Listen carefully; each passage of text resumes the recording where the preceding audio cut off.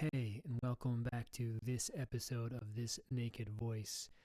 Before we get into episode number 2, this prologue is just kind of a heads up. In the pilot episode, I spoke about perfectionism and how I was trying to not let it get in my way of producing content. And lucky me, I have the opportunity to step into the discomfort of imperfection right away. During this recording, I messed up quite a few things with the mic placements and audio levels and inputs. And so as a result, the audio suffered a little bit, and I'm not stoked on all the results. And that said, the quality's not the best, and it's really hard for me to put out a product that is not top-notch. So if you can, listen to this interview with headphones or with a speaker system that has some good bass in it. It actually sounds okay on headphones or with those good speakers. Try not to listen to it on your phone or laptop. It doesn't sound that great there. The conversation's really great otherwise, so hope you enjoy it. And without further ado, let's get to it.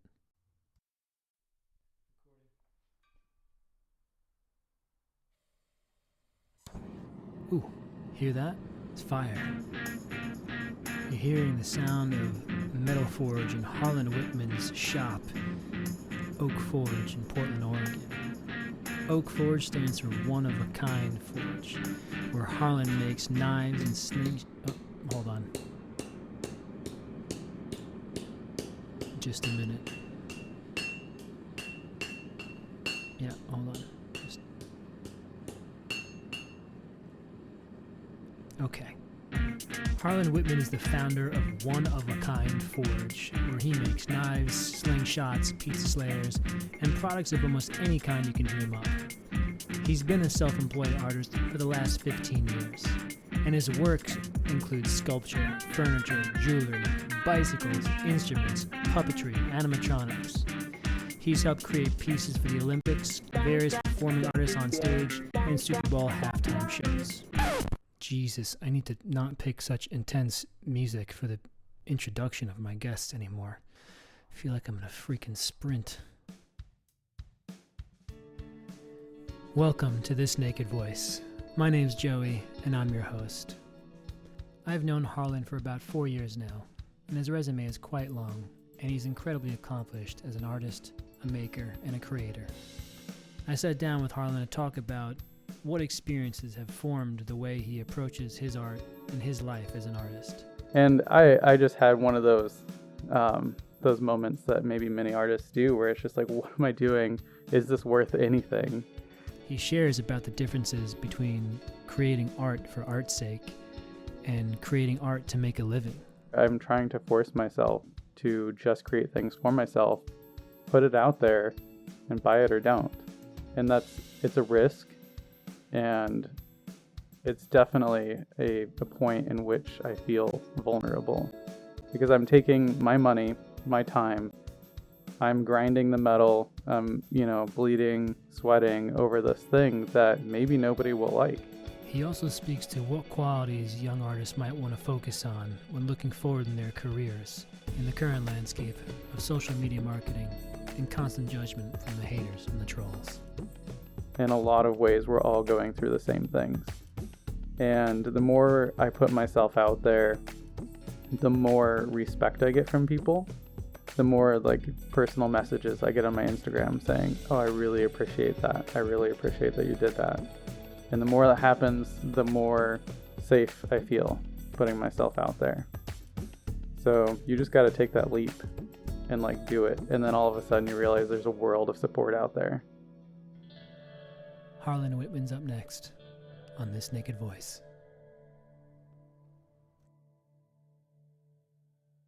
Hey, so thanks for being here, Harlan. Yeah, thanks for including me in this. Well, I'm really excited to have you here because you're someone whose opinion I really value. And when I had the idea for this podcast, initially, my idea was to mostly include musicians because that's really my area of expertise and experience when it comes to the creative process. And when I was talking to you about it, as I was talking to you, one of the things you mentioned was, I'd be really interested in listening to this if it's not just musicians? And the thought had crossed my mind, but when you had said that, it really sunk in like, yeah, the creative process is obviously not confined to just musicians.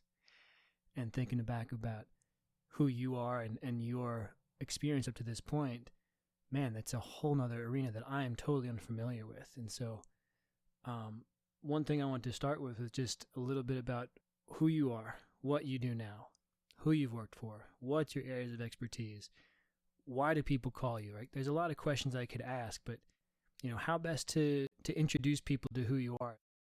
So I think most people who know me as a creative person probably would say I'm the person they call when they don't know how to do something. I have a large quiver of people in my life that can do a large assortment of things. And I have a pretty good know-how of a little bit about a lot of things. So creative processes, materials and processes, how to put things together, how to create things from scratch. And it's something I really enjoy. It's just how to do anything, the manipulation of materials. So I find that even in an industrial setting, outside of an artistic setting, that the application of processes is just very creative in itself. So yeah, I'm a maker of things. I've made everything from body armor to puppetry. For many years, worked for Michael Curry Design out in Scappoose, Oregon, doing large-scale puppetry, costuming, props, that sort of thing. And during that whole process, I was always crafting and creating a number of different things, from instruments to knives. And primarily nowadays, I'm concentrating on just knives and slingshots and other little doodads. Yeah, I imagine that most people who might know you from the internet or out in the world, they probably know you through your Instagram or through your business, which is OOAK Forge. Which is OOAK Forge, right. I think it's been 5 or 6 years now that I've been under the title OOAK Forge, which is OOAK Forge, and it stands for one of a kind. So yeah, that is probably where most people online know me, is through knives. If those people knew that I made puppets, they'd probably be very confused. Well, yeah, I mean, I'm still confused after knowing you for a couple of years. Every time we talk and you bring up another story, oh, when I worked for this person, oh, when I worked for this person, oh, when I did this, I still have these moments of, what? Like, you did that? Because it seems like your experience really ranges across a huge spectrum. And so, experience is one thing, right? Anybody, I think, over time can acquire skills in anything they set their time and energy to. It's another thing to A, be good at it, and B, I think, infuse a creative spirit to the things that they choose to spend their time doing. And it seems like you're in that latter category where you actually can infuse that creative spirit into everything you're doing. It's not just, I know how to do this. It's, I know how to do this and also make it work with anything that needs to happen. It's actually, I can actually make things happen in a creative fashion. Right. Like, we recently made a box together. Yeah. And we did. it's one of those things where you could have two different people make a box, and one person might make a very good box, and the other person might make a very creative box. Yeah. With the same materials, the same idea laid out in the beginning, but the end result, yeah, that's where you have a craftsperson and an artist, I suppose. And I kind of blur those lines sometimes. So what makes the difference, and where did you learn that difference? I think growing up, my father was very much a craftsperson. He was very mechanically inclined and could tear down an engine, put it back together, paint the exterior of the car to look very nice. To whereas I didn't really so much have the full mechanical inclination, but when I wanted to paint something, I didn't want to make it look stock like it originally did. I'd always want to put a flair on it. or modify it, chop things up maybe. So that was when I realized that there's mechanics, there's craftspeople, and then there's artisans. And when did you notice that you had an aptitude for it?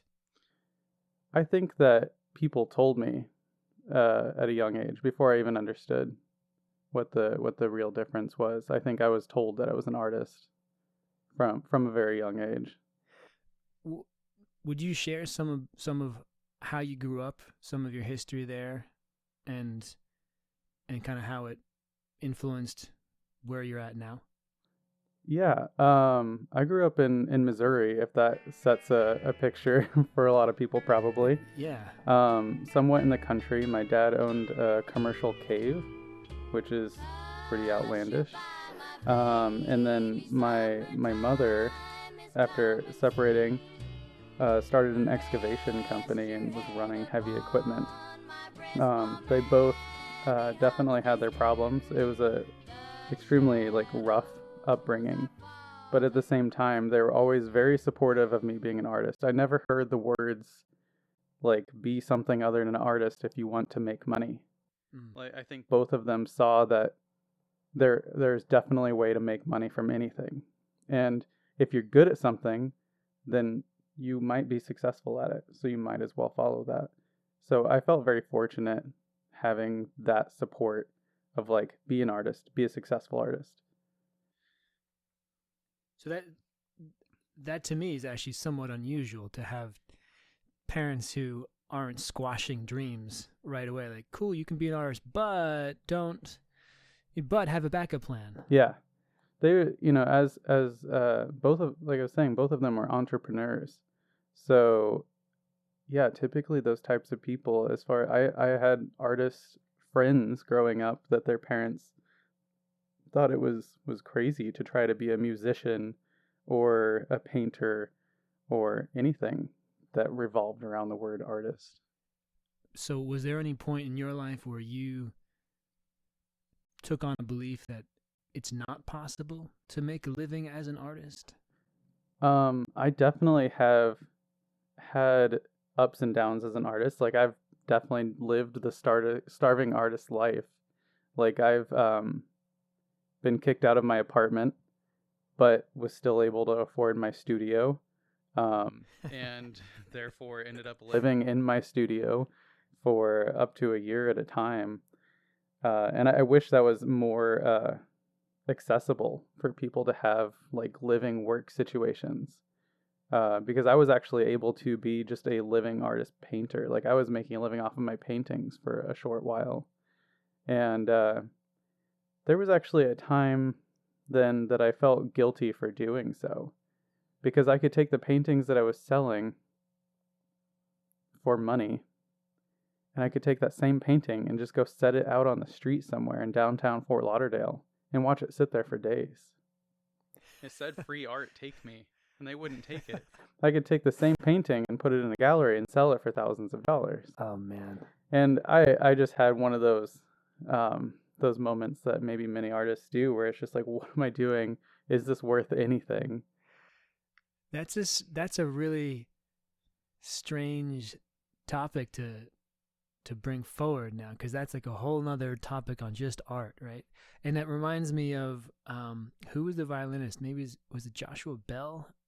Is that the violinist who plays Carnegie Hall? I know exactly what you're talking about. Yeah. For tickets go for hundreds of dollars, and he went and played in the subway. There's a great video of him playing in the subway, and people were just walking by, not paying attention, and until eventually someone recognized him and said, "Hey, are you Joshua Bell?"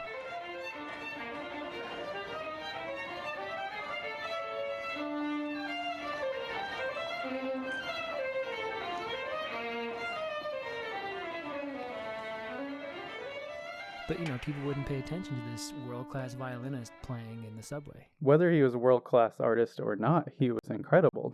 Exactly. But that still didn't bring in recognition. Right. Yeah. So that's a whole nother conversation about recognizing just beautiful art because of the place of where it is. You're talking about your paintings on the side of the street versus selling them in a gallery. Yeah. And the street, was not just any street in Fort Lauderdale. It was the arts district. Like, it was the art walk. It was where all of the galleries were. You kidding me? So it was kind of heartbreaking, honestly. And I shortly after moved out to Oregon. During that whole period, my studio actually was broken into and robbed for like the third time, which kind of became like a Christmas tradition in Florida for my studios to be robbed. We wish you a Merry Christmas. So I moved out to Oregon after that and quickly got a job with Michael Curry. And so things changed very much from being an artist to being what Michael Curry referred to as a technical artist. Mm. And I'm not sure if I can quite define that, but it was basically somebody who's mechanically inclined enough to weld and fabricate in a sexy way. Like, everything about the puppetry and costumes and stage stuff needs to look good. If the skeleton inside needs to be flowy and seamless and artistic, every aspect needs to be artistic. But you're not just painting the surface. You need to take something from a sketch, make it 3D, make it functional, lightweight, high performance. It's like the Ferraris of puppetry at Michael Curry. So yeah, that entered the next realm of artistry for me, for sure. We were told you had an aptitude for art by other people at a young age. Right. And am I understanding it right that like working with your dad, who is a craftsman, and having to do work with him gave you the mechanical skills enough to combine the two? Absolutely. To be able to work for Michael Curry in that capacity, at least? I believe so. It was really beat into me. Just working on a farm, there was just things that needed fixed and repaired. And he was definitely a do it himself kind of person. And then I was very fortunate. My high school had a metal fabrication class that I took 4 years of, and I feel like after those 4 years, I was pretty advanced in metal fabrication. You worked with Michael Curry when you first came to Portland. Correct, yeah. And when you were there, what sort of projects would you do? Who did you work for? What sort of events did you participate in? So Michael Curry gets all of the really good stuff, like Super Bowl, Olympics, Disney, Cirque, Universal Studios. He's got some really incredible relationships. So we got to work on projects for all of those things I just mentioned. Some rather famous performers, Cher. It was really incredible, and all around the world, the projects would come from Qatar, India, Russia, to Michael Curry for anything that they couldn't find somebody else to do. We definitely didn't get the easy projects. Sometimes we get projects that other companies had spent 3 months on, and they realized that they weren't going to be able to follow through, and then we would get a month to finish it or to start it from scratch. It was really incredible things we worked on. For like the Super Bowl, there might be like a 16-foot tall lion that somebody's going to ride out onto stage. It was really outlandish stuff, but a lot of fun. I feel like while working there, as far as vulnerability goes, you couldn't have any. In fact, I feel like in that industry, you're not allowed to have that. How come? Because you'd be attacked. If you ever wanted your creative side to shine through and to be listened to and to be seen on the end product, you had to be savage. Any weakness would be preyed upon in that environment, especially in that building of Michael Curry Design. Michael Curry Design is at the higher end of that industry. Absolutely. And I imagine, I worked in New York for a number of years, dabbling in like advertising and production, and photo shoots and video shoots and whatnot. And the sense I got from the creatives there, the creative directors, the film directors, photographers and whatnot, is kind of what you're speaking to as well. Need to be savage. No time or no space for vulnerability. There's nothing there. Right. Which turned me away from wanting to stay there. Right. Because to me, part of the joy of being in a creative space is being able to access that and and sit in that space and let that space feed the creative process. Right. But it doesn't really exist at that high level. It doesn't. And sometimes you keep thinking at some point somebody will listen to me. At some point I'm going to be able to be that creative on top who can embrace their emotions and their feelings and like really let loose. But after 8+ years, I found that I was a less and less creative person. I definitely felt more like a cog than even a gear. And I saw that throughout everybody that I worked with out there. You know, there was the name on the building and then everybody below that person. And I definitely learned that I would never put my name on a building or on a business. And when I started OOAK Forge, I thought maybe someday I'll actually have people working for me to help me accomplish the things I want to create. But I want that to be from one-of-a-kind forge. I don't want anybody else's hands on my name. I don't ever want to be that entitled, so to speak. Not to say that it's wrong. I just want to give people their due credit. I feel good about giving people their due credit, and I definitely feel like when you empower people, good things happen. I think so too. When people feel empowered to make their own choices and to act from a place of, I'm in charge of what I do, I think people are generally a lot happier and freer. Yeah. And from that, good things arise. Most definitely. I feel very inspired and energized in the team realm, and I don't get that so much nowadays. I collaborate one-on-one with other artists to create like the mobile with Elizabeth Parker, which was very fun. And sometimes I find myself just handing the reins to the other artist and just helping create what they weren't able to, just because I have a different skill set than them. And that can be really fun. But I feel like in the past 5 or 6 years, I've just been taking OOAK Forge to a point that it's sustainable, that I can start branching out and maybe start to be a little more exposing into me as an artist. Because I've, for the past 5 or 6 years, just been creating products that hopefully people think are cool enough to purchase. Because most of them are entirely unnecessary to have in your life. They're just fun. So is there a goal beyond that with OOAK Forge? With OOAK Forge, I don't know where OOAK Forge is going to go. I'm always surprised at the products that do take off. I never feel like I'm right. I might make a dozen new products throughout the year, and the one that I'm most excited about isn't necessarily the one that does the best. So I really, really have no idea. So if I remember correctly, you went to college at a design school? Right. Right? Yeah. I always forget to even mention that. Yeah. But you went to a design school. Yes. It was in Florida? It was the Art Institute of Fort Lauderdale. Okay. Which was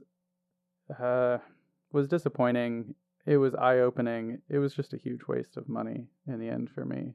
I've never needed to tell anybody on a resume, or I've never needed it to get any work. I've definitely never made money off of anything that I acquired from that school. And that's why I say it was a waste of money. It wasn't necessarily a waste of time. But for how expensive it was, just kind of a silly move. And you said you made a conscious decision to not get into design work in particular. You didn't want to work with computers. Computers, definitely. I learned, that was the one thing I learned from the Art Institute of Fort Lauderdale, is that I didn't want to be involved with computers. Yeah, how come? What's the difference for you? To this day, and just recently, since the whole pandemic situation and the social distancing, I've been forcing myself to draw more. And I realized that for the past 4 or 5 years with OOAK Forge, I have successful designs, and I kind of try to keep up reproducing those. We'll switch up materials, make slight modifications. but it's been a while since I've like really created an entirely new line of work. And the moment my pencil hits the paper, I feel like things come out of me that I didn't know was there, just pours out. And I can grab my relatively nice computer that has a touchscreen and a stylus, and I try to draw, and it just doesn't flow out the same. And I feel like with maybe the next generation of people who grew up with styluses and touchscreens might feel entirely different. But for me, it's not fluid, it's not natural. So pencil and paper is where a creative side pours out without needing to really even think about it. So do you think there's a memory attached to the pencil and paper aspect of it? Or do you think there's something more about the actual physical nature of the pencil and paper? I think that there's a muscle memory, an actual hard element feel of paper and pencil that you can't get with a piece of glass and a stylus. I do really think it's a feeling, but also for me, there's definitely a huge part of my life growing up that I ran away to pencil and paper or pen and paper. Like that was my getaway. That was your escape. What were you escaping? Oh, just family life. There was a period of my life in which like leaving the house wasn't necessarily even allowed, or physically possible, but there was pencil and paper, and making loud noises or any noises at all was frowned upon. So just pencil and paper, head down, was a safe place for sure. And so when you were younger, with your pencil and paper, what would you create and what would you feel in those times when you finally had that safe space with the pencil and paper there? I used to draw a lot of floating islands, like galactic other universe, like floating islands with like trees and roots coming through them. Like I look back at them and I'm like, that's so cute and cheesy and weird. But I also realized that I was just like truly trying to create my own other verse somewhere else. Yeah. And what did that create inside of you as you were doing it? Just truly like an escape, like using it like I suppose maybe somebody would use a drug to just totally detach themselves from reality. And I don't look at it as an unhealthy thing at all. It's just I really was truly running away because as a child I didn't really have any other option, I suppose. Yeah. But art is that for so many people, I think, or it can be that for so many people. Instead of turning to drugs or alcohol or any vice that can be unhealthy or damaging, art can be an escape. Creativity is an escape, and it's a beautiful and healthy way to do so. Absolutely. And this is part of what I'm exploring too, because for me, when I get into the studio with my friends to play music, I often consider that an escape. And I don't know if escape is the right term for me per se, but it's a release, and I get relief from it. And I keep using those two terms kind of side by side, and maybe it can be used similar to an escape, but it's this idea of I'm diving deeper into my own space, into my own self, and I've got some time to just take care of me. Absolutely. Even if I can do it when other people are there too, in my case, but right. For you, is that escape just for you? It sounded like. Yeah, it really was. Nowadays when I draw, I definitely often think when I'm done drawing something like, will people like this? Because I do have to monetize on my creativity and the things that I create. So outside of it being just fun and enjoyable in the moment, the end always has this element of, is it good? And that definitely bites sometimes. But then other times when I do think, oh, people might dig this, then it's rewarding and I feel motivated to do more. And I definitely know that it directs my creativity towards what people will like. Mm. And I think that's just the nature of being a working artist, I suppose. So, is there ever a time when you allow yourself to just create without that attachment or without that thought of, will people like this? I feel like it happens without thinking sometimes, especially this year. I've made a point to say no more custom requests, which is, I've always enjoyed doing custom requests because I end up doing things that I would otherwise never do. And I end up creating things way beyond what they requested. It's a unique way to create something. But this year I'm trying to force myself to just create things for myself, put it out there, and buy it or don't. And it's a risk, and it's definitely a point in which I feel vulnerable because I'm taking my money, my time, I'm grinding the metal, bleeding, sweating over this thing that maybe nobody will like. And not just not like, but with the way things are, like my business wouldn't really be successful without Instagram. Mm-hmm. And when I put something on Instagram, if somebody puts something negative on there, it's not like I'm just going to delete it. Like I've always kept my social media very real. Whether it's negative or positive, like I leave it up there. Mm-hmm. And it's a lot. It feels like in college when you would hang your drawings up on the wall and the teacher would go down the line and rip them apart. So with what you're creating, whether for OOAK Forge or anything related to it, or related to anything you're doing, are the designs coming from a place of, oh, well, this might be cool. Oh, this is kind of neat. Or is there some sort of emotional connection to it? Is there some sort of like, oh, this is why this is designed this way. This is where this is coming from. This emotionally charged state is the reason that this is coming out this way. Right. I do feel like, and again with OOAK Forge, it is very product based. Like I'm not selling paintings. Mm-hmm. I do feel like I produce products that I would like. How do I say this? I produce products in a way that are aesthetically pleasing and functional. They have to be functional. Like if I make a slingshot, it's not the plastic wrist rocket that you got as a kid. Mm-hmm. This is the slingshot that you wish you had as a kid. It looks badass. It has sexy lines. It has accents. It is an heirloom piece. It's something that hopefully is timeless in design.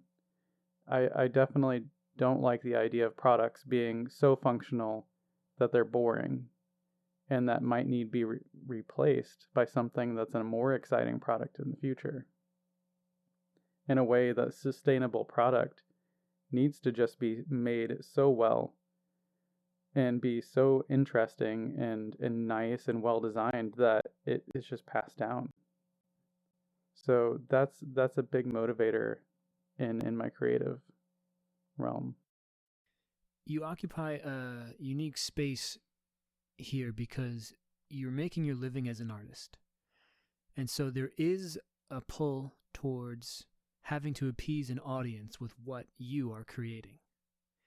And so, I'm trying to find this balance of, trying to pull out from Harlan, his creative process, but I'm recognizing that, part of your creative process has to be appealing to an audience. Right. And I'm wondering now, like, how much time is Harlan spending in his pure creativity as opposed to like the more calculated, okay, I need to sell things to make money and stay alive. Right. Mortgage. You got mortgages. I got my bills. Yeah. And so the artist who makes a living from their art is in that tight space of, can I just create art from a place of wherever it comes from freely, and is that going to influence my bottom line? Yeah, and it's a amazing thing to be able to think that so many people have the ability to do just that because of the social media platforms that we have.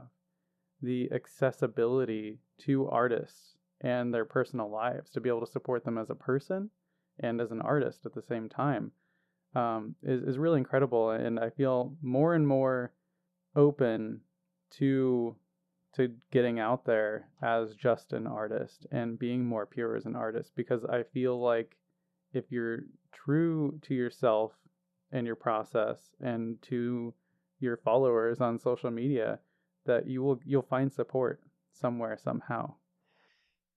Right? That seems to be the other side of this, where if I'm going to choose to go down a path where I'm going to create art that is really coming from a place where I'm in deep connection with myself, and I stop worrying what my audience is going to think of it, if they're going to buy it, that seems like a really vulnerable place to be in, because, they might not buy this. I might not be able to support myself.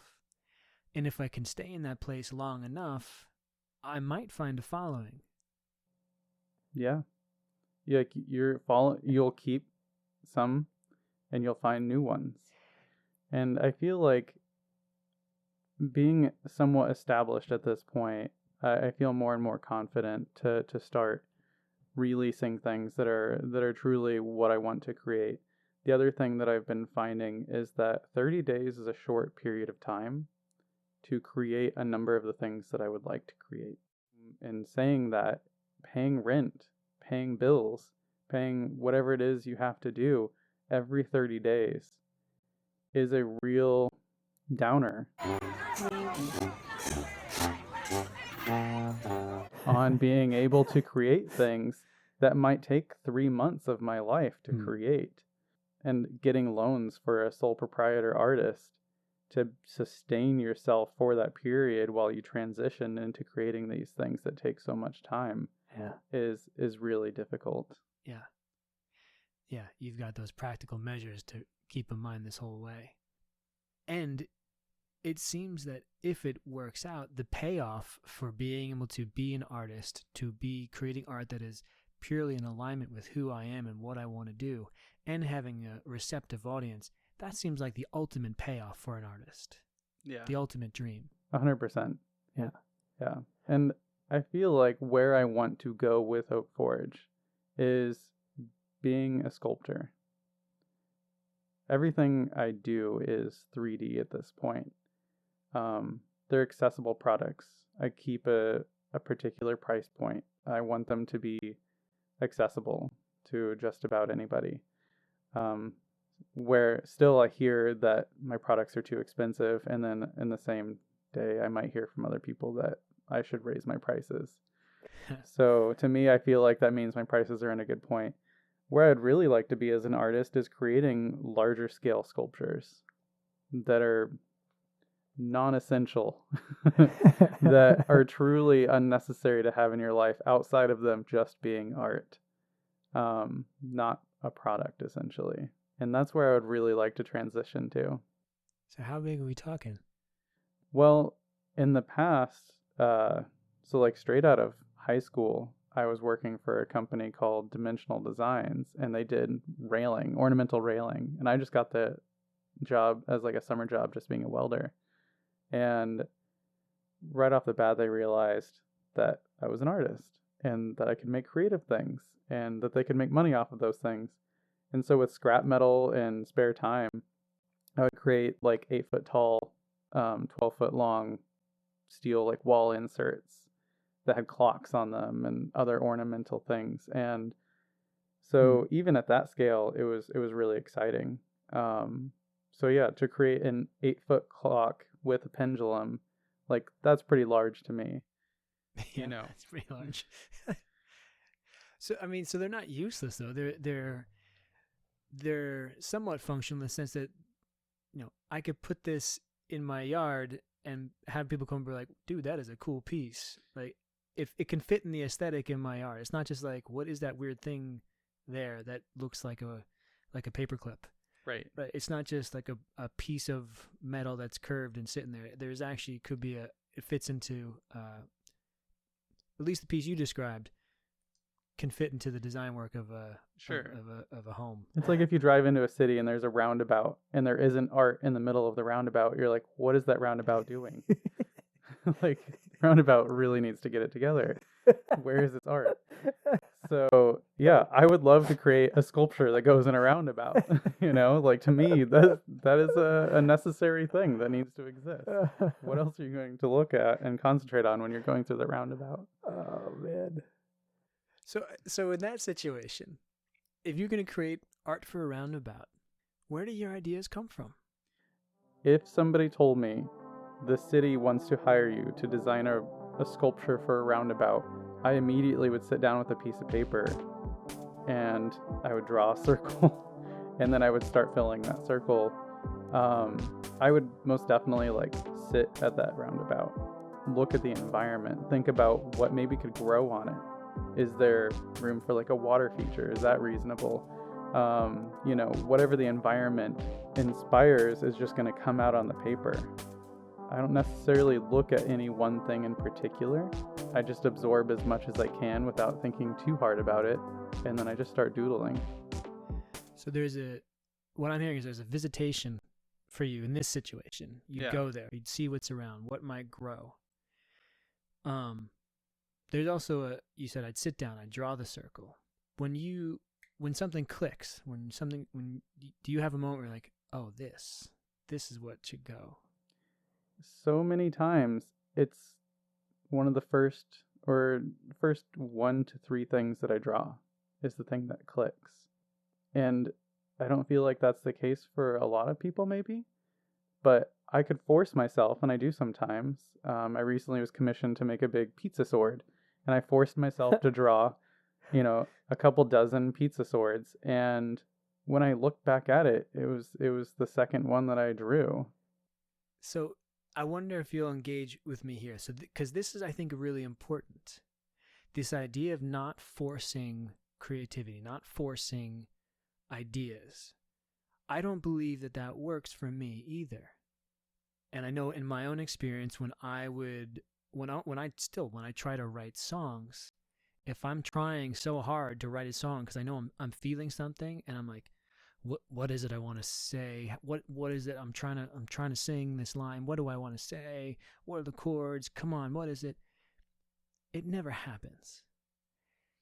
And then when I just kind of leave space to just feel, for me, it's the feeling.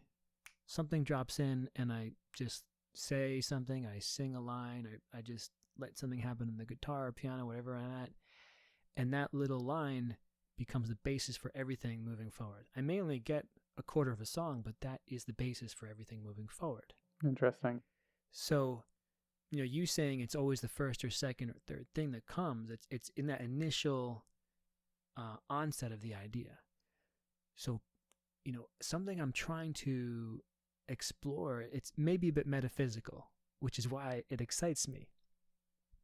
Where do the ideas come from? It is definitely, I've always thought of it as a very magical moment and if I refer back to college, when they would say, Sunbeam is sponsoring this class. They want a new blender. Draw 50 blenders. It could be as boring as that, or maybe a more exciting class like a furniture class. You need to design an icon chair, like the chair that speaks to you as a designer. Draw 50 chairs. And I learned that I would just renumber my drawings. The first 2 or 3 drawings, I would just title them number 36. And it was a subtle social experiment for me. And I was always so tickled when the instructor would choose number 36, which was actually my first drawing. And I just feel that solidified my idea that the first thing that comes out of your head when somebody asks you to design something or to create something, that's the magic, is that first moment, that first thought. I don't know where it comes from, and I've always been very curious about it. Yeah, there is a magic to it, and it's it's kind of the reason that I wanted to start this podcast, because in the last couple of years, whatever the situation that has been created in the studio with Dave and Chris, for me, my bandmates, has allowed for those moments to just exist way more consistently.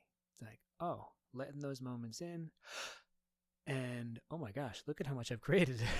Oh, I'm not forcing anything. Yeah. And that's why, like, I want to know from more artists and makers and creatives, just like about these processes, and just curious if they go beyond that into the metaphysical, into the like, where do these ideas come from? It is interesting in the music realm. I've always thought about, that first album potentially and oftentimes being so much better than anything else they ever create. And I think that it's not that hard to determine that they created that in their basement, in their wherever they could afford to practice, without any outside influence maybe.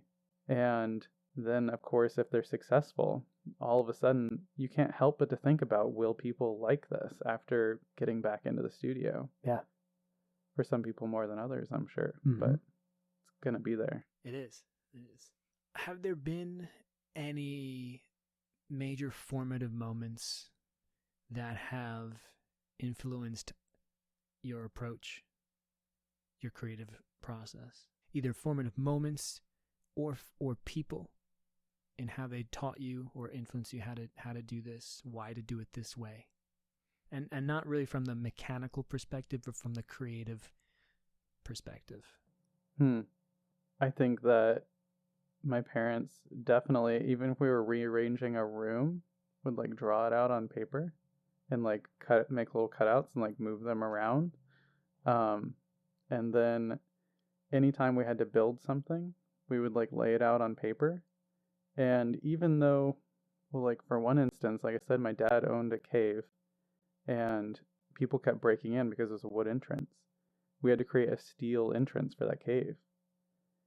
And it's a completely organic tube in the earth, a hole in the ground that we had to fit steel into. And it wasn't art when it was finished in any way. It looks really neat, and I've definitely never seen a structure like it before. But to make those big pieces of steel fit into the entrance was just pure creativity, from a mechanical standpoint. So without having a piece of paper, we took a photo of the entrance of the cave, found the silhouette that we were going to fill with an entrance to keep people out that shouldn't be in there. And we had to fill it with something. And that was probably like one of the biggest projects I was involved in at that point in my life. So yeah, I don't know if there was like one moment, but that would probably be a big one. Sounds like mom and dad were actually a pretty big influence. They were, yeah. In a lot of ways, it made my life a living hell. But I feel fortunate in the sense that I was able to still take away beneficial teachings. I think that throughout college, it was just a whirlwind of mixed messages and misleadings as far as how to really create from the depths of your heart and your person. And it was a very business-minded school, more so than like a true art school. And I can't say that an art school would have been better, but just college in general was a whirlwind of emotions. I can't say in particular that there was like one moment. So if Harlan Whitman were to start a graduate level art school, wouldn't have his name on the building. Nope. Right? But his philosophy would be directing the art school. Right? What are some of the key components to bring out the best in those students coming through that school? Oh, wow. See, this is why I like being in the same room as you when you're talking to people and asking people questions because it's just fun. Um, that's a really interesting way of looking at it because I've definitely been pretty quiet throughout my life in critiquing the school that I went to because I definitely can't say that I would have done it better. But I think that teaching people how to run a business is very critical part of being an artist. Uh, However, the more emotional side of things is is very much a huge gray line that we live in as far as pleasing people and staying true to ourselves. I think that everybody has really just got to live that struggle and find their own path. There's no right way or wrong way to be an artist, I guess is what I'm trying to say. And it's hard to teach that. There's going to be failures more than successes when it comes to artists. Mm-hmm. And it's not to anyone's fault. It's just hard to find your niche. It's hard to find your path. Who would you bring on to teach there? I could definitely think of people that I would bring on to teach there, more so than I can think about how it would be taught. Yeah, there's many people in my life that I've worked with. And why? Yeah. Yeah, so people that I've worked with in the entertainment business especially that have found a way to be truly creative individuals and like be respected for that, just for that reason, I suppose. That I look at them and I'm like, you're not holding or hiding anything. Like you're letting it all out here on the table and people are loving you for it and they're not walking all over you. So those are the kind of people of it. Like, I want you to teach people how to do that. Who are they?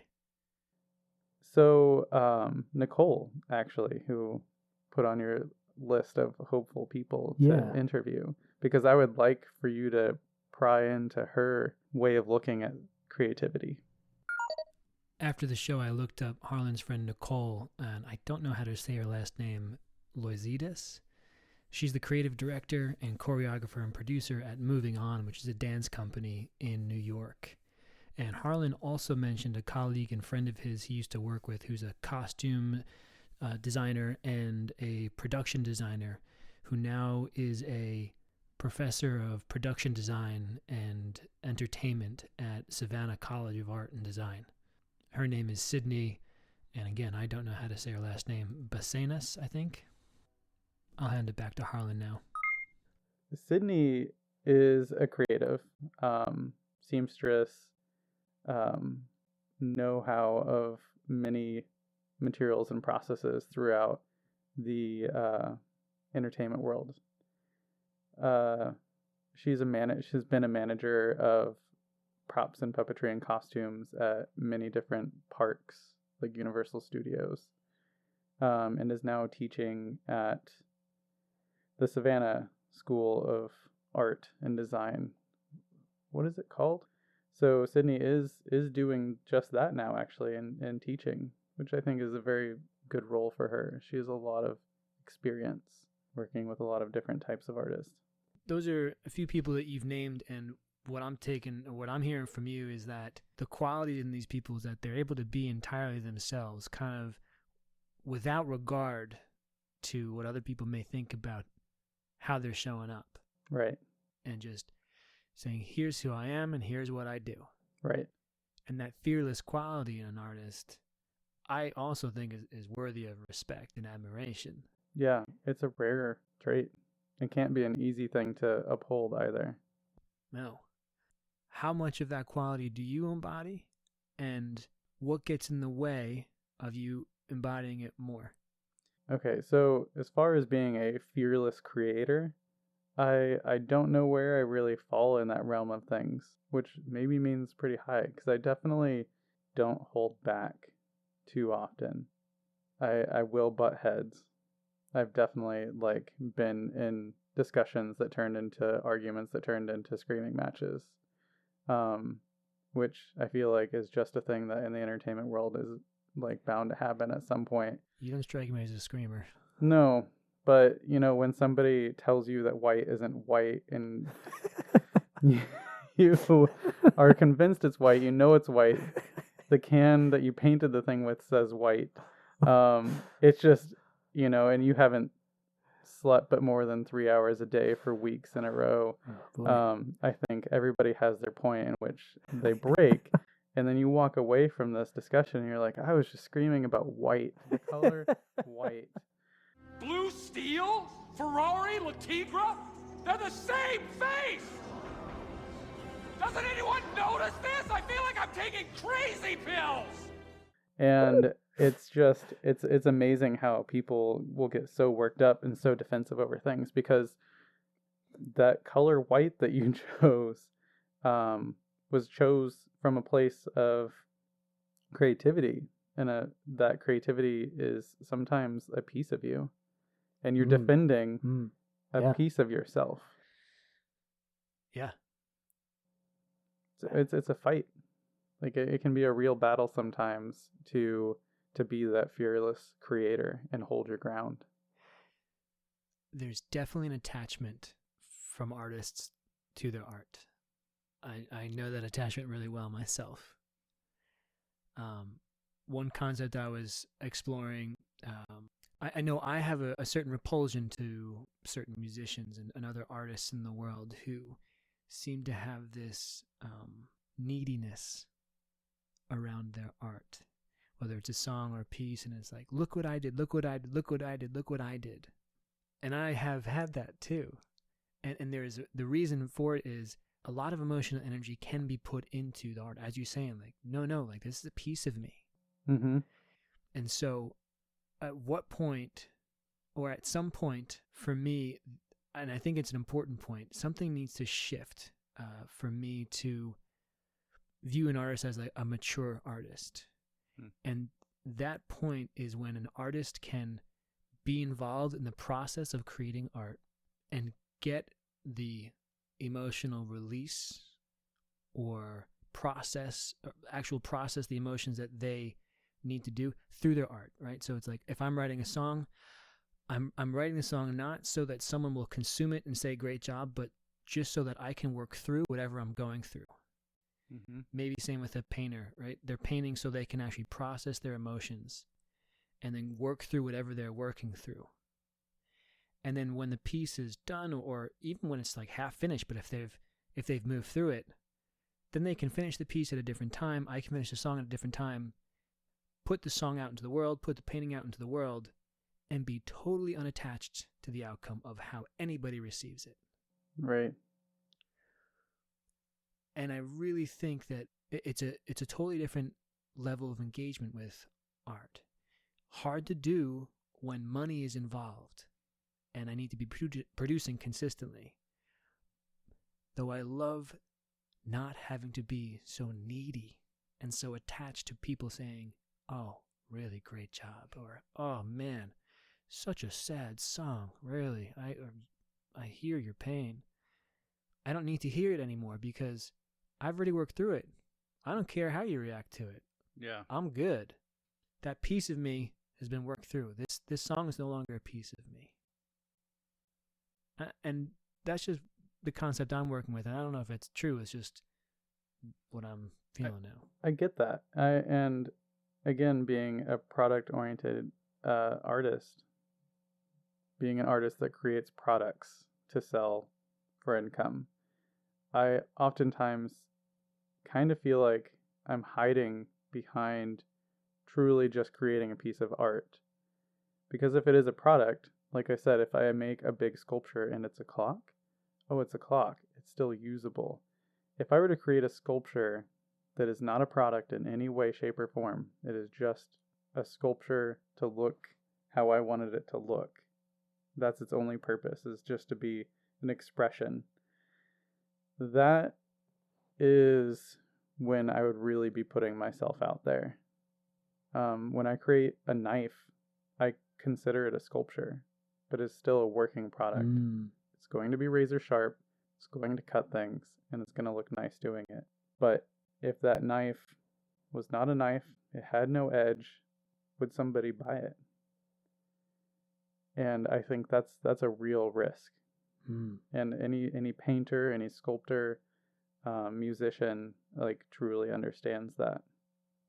That's a really good analogy, from that product-based creativity into this art has no quote-unquote use. Right. I could make an end table that's a sculpture. Yeah. But it's still an end table. Somebody can rationalize purchasing it.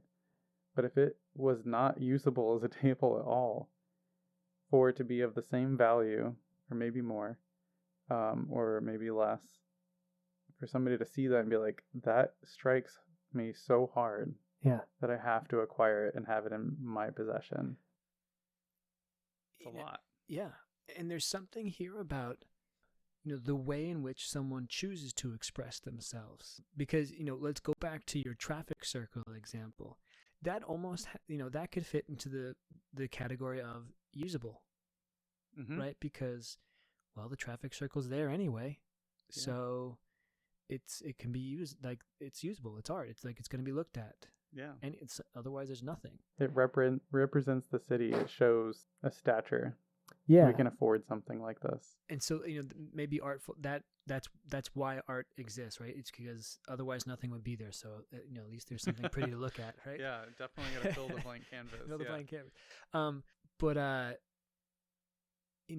how someone chooses to express themselves. Like, looking at your resume, looking at your experiences, like, you make knives, swords, slingshots. You can make furniture. You've made musical instruments, different sculptures. You've made gravity bikes, puppets, and large-scale puppetry and animatronics, all these things. Like, your work has spanned all these different media, taking money out of the equation entirely.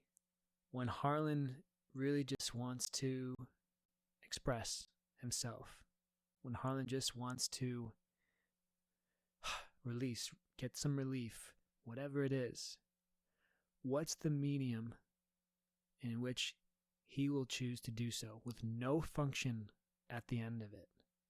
With no function. If I had the time and place, like, no restrictions, no responsibilities to create something. Correct. This is just about purely processing what's coming up, just purely about expressing what Harlan wants to express. Yeah, I think in that world, I would create large-scale sculptures.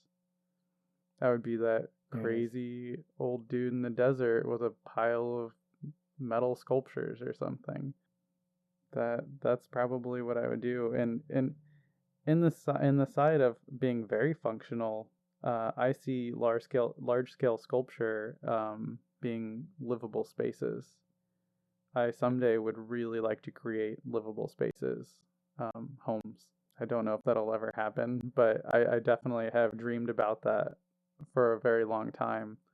Recently, going back through some really old artwork that my dad had kept, I was like doing floor plans and like drawing actual houses, like, in my adolescence, which I thought was really interesting. It was a passion from a long time, and then realizing that I did not have the ability to sustain all of the math required for an architectural degree. So that's why I went the industrial design route. I'm also laughing because you can't get away from the functionality of art. I do. It's true. I definitely do appreciate functional art. Yeah.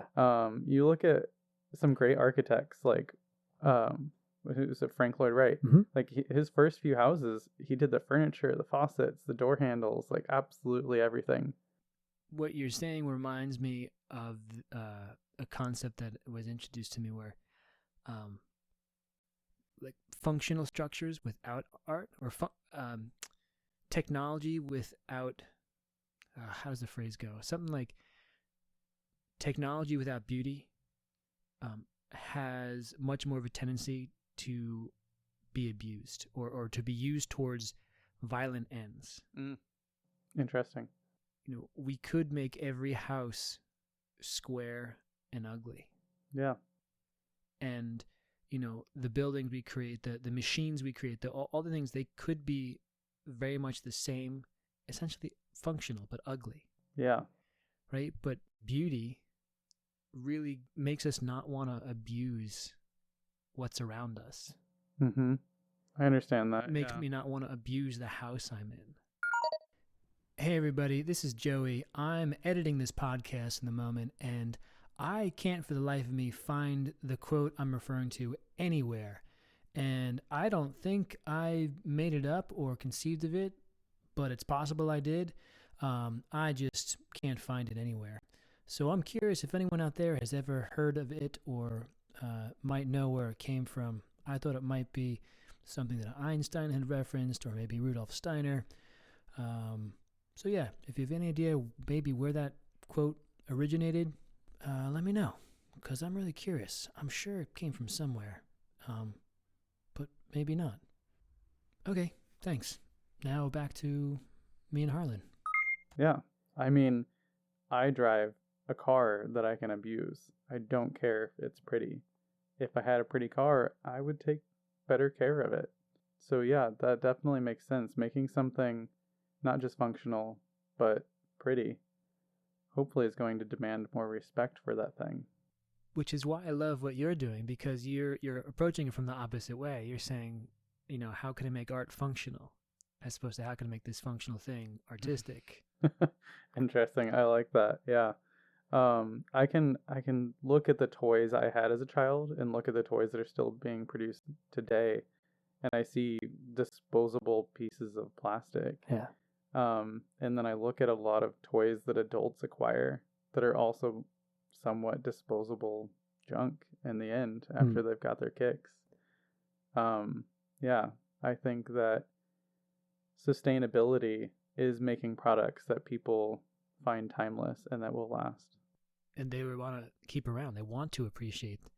I think beauty makes me want to keep something around. Yeah. So thanks for doing that. Thanks for making art functional. Making art functional is a lot of fun. Is there anything else you feel like adding to this? The one thing that I would like to say for just other artists out there that are in my world especially, because once I didn't really choose to make knives. I don't know why that happened. Maybe every 8-year-old's dream to like make knives or something. And then I had the ability to do it one day. But I've always embraced that like inner 8-year-old. Like, would my 8-year-old self be proud of what I'm doing right now? That's important to me. But in that same sense, I make a product that a lot of manly men acquire. And thinking about that and knowing that, I've had moments where I've decided not to put my face on Instagram anymore because my curly hair meant getting all of these comments about who is this person, this girly person. Jeez. So, there was a point where I had long enough hair that I had to put it up whenever I was working. And then all of a sudden I had a man bun. So those, and I literally cut my hair like for those reasons, for being at these like knife shows where these manly men are, and knowing now that there are ways to still put yourself out there and be expressive and be accepted, and that we're in an era now that I feel like it's our responsibility to just do it and deal with the consequences. Because eventually we'll be in a place where they can respect your emotions, because in reality they're having those same emotions. In a lot of ways we're all going through the same things. And the more I put myself out there, the more respect I get from people. The more like personal messages I get on my Instagram saying, "Oh, I really appreciate that. I really appreciate that you did that." And the more that happens, the more safe I feel putting myself out there. So you just got to take that leap and like do it. And then all of a sudden you realize there's a world of support out there. Haters are loud. They are loud. And it's interesting because whenever like I said, I get these personal messages saying, "I really appreciate that. That was really nice that you did that." Yeah. Those are never the comments that are like right down there below the post I just made. Yeah. I keep referring back to social media a lot when it comes to my creativity, but like it is like where I'm fully exposed to the world for critique. Yeah. I'm really glad that you brought that up because it's present in my life as I'm starting to put myself out there more, just in any capacity. I picture it as the haters' comments are like big, bright paint splashes on the front of a house. Yeah. And the brick through your window. And the silent support, the messages and whatnot, they're the foundation that are holding the house up. Right? I can paint over the splashes, and I can fix my window. Mm-hmm. Because the foundation is there. Yeah. And I keep getting those messages, and the support still exists. And so, like, it sucks having the brick thrown through my window, and it sucks having to paint over. But yeah, my foundation of support is strong, and I believe it's that way for most people. Yeah, it's out there, and sadly, you're not gonna feel it until you put yourself out there and experience some of the bricks through your window and paint splashes. But yeah, you just have to know it's there, and it'll come as soon as you put yourself out there for it. Yeah. Well, Harlan, thanks for being here. Yeah, thanks for having me. Thanks Good for chat. Thanks for sharing all your time, and again, thanks for making art functional. I think it's such an important thing that you're doing. Cool. Thank you. All right.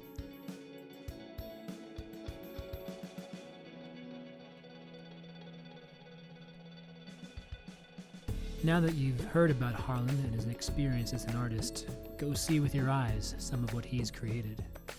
His work can be found at OOAKForge.com, oakforge.com, and you can keep up with his work and new products on Instagram as well, OOAK Forge. Thanks for tuning in to this episode of This Naked Voice. If you like what you're hearing so far, subscribe to the podcast and leave a review. Any questions about what you've heard today can be directed to me at info@thisnakedvoice.com. Hope to have you back. Be good to yourself.